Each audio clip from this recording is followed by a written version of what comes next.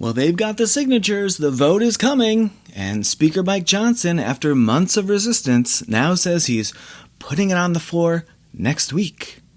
But this moment isn't just about what's in the Epstein files anymore. It's about timing and power, and it's about how uncomfortable truths force themselves through even the most reluctant systems.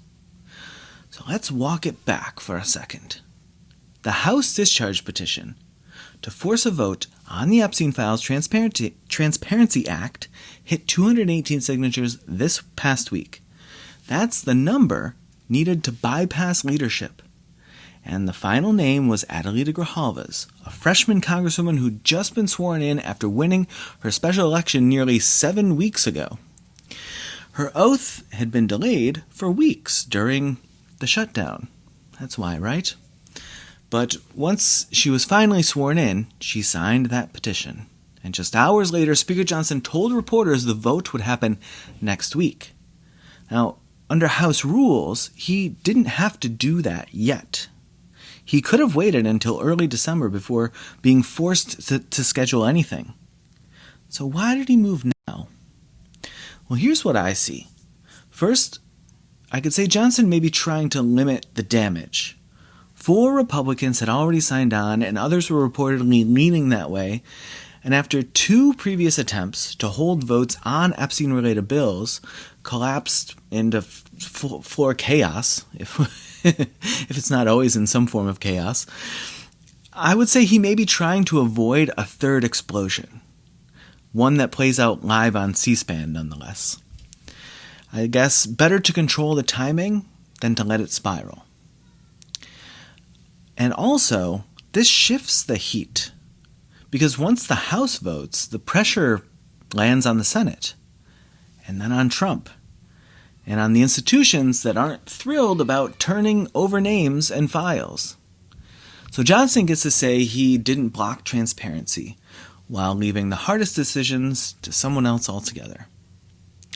And third, I guess we could say there's procedural control. If Johnson had waited, the discharge petition would have ripened, and a rank and file member could have triggered the vote directly. So by moving first, he keeps his hand on the gavel, if only for a moment longer, I guess. So here's what's to watch in the week ahead. Will more Republicans break ranks and vote yes? If that happens, it could expose much deeper divides inside the GOP than leadership is letting on. And will there be any attempt to soften the bill, like a sudden rule change or a watered-down version that might signal that transparency still makes some people very nervous for some reason? And what will the Senate do? That's where this goes next, and that's where it might stall. Because full disclosure sounds good until the list starts getting printed. So, I'll leave you with this.